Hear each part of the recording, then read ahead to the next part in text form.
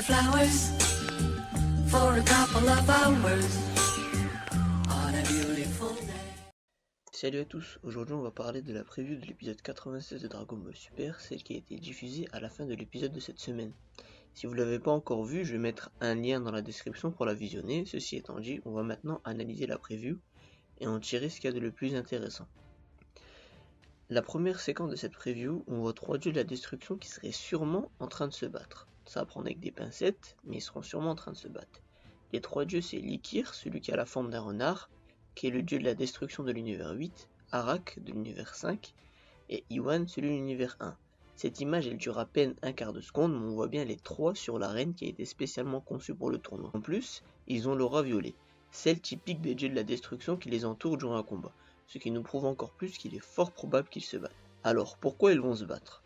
Pour moi, ça sera plus un genre de match de présentation, sûrement Zeno ou le grand prêtre qui leur a demandé cette requête.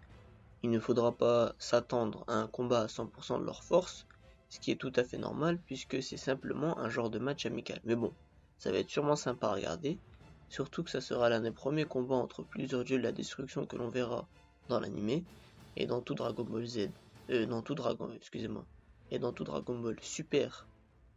Donc vraiment hâte de voir ce que ça va donner. Donc, puis la deuxième image, ou plutôt la deuxième séquence qui me paraît intéressante et surtout qui a fait beaucoup parler, c'est l'échange de regards qu'il y a eu entre Freezer et son alter ego l'univers 6 Frost. Cette courte séquence apporte plusieurs nouvelles possibilités à l'intrigue, puisqu'il est fort probable qu'on ait une alliance entre ces deux personnages. C'est-à-dire ils vont sûrement essayer de manipuler les autres combattants, ou essayer de manipuler les dieux de la destruction, comme l'épisode dernier peut nous l'insinuer. Pour ma part, il est fort probable qu'il y ait une histoire de ce genre, c'est ce que je pense personnellement. Sinon, je vois pas l'intérêt de ramener Freezer et de le laisser se battre et de ne pas utiliser les possibilités qu'offre le personnage en termes de mal et de vice. Donc ça aussi, je suis pressé de voir ce que ça va donner par la suite.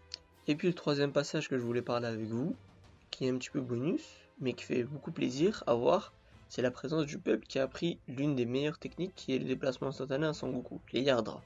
Faut savoir que la seule fois qu'on a vu leur visage dans des BZ, c'était dans l'anime, pas dans le manga. Mais on les reconnaît avec leur habit typique de leur peuple, qui diffère un peu, mais c'est très ressemblant. Je trouve que Akira Toriyama et les scénaristes en général avaient oublié cette race, et surtout l'avaient sous-exploitée.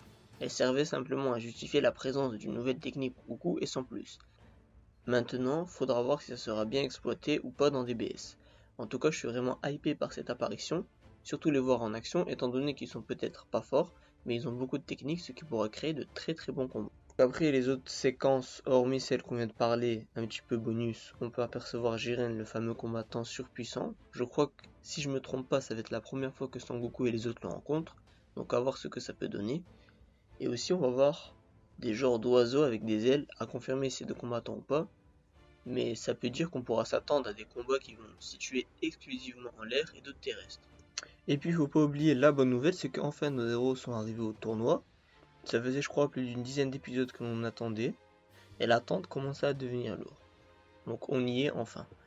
Donc pour finir, ce qu'on peut retenir, le point important, c'est un probable combat entre trois Akaishin, une alliance entre Freezer et Frost, et la présence des Yardra. Faudra pas s'attendre au début du tournoi dans cet épisode. Pour moi ça sera plus après celui-ci, c'est-à-dire au prochain, au 97. C'est tout pour moi pour cette vidéo, dites-moi ce que vous en avez pensé en commentaire. Quant à moi, je vous retrouve dans une prochaine vidéo. À la prochaine.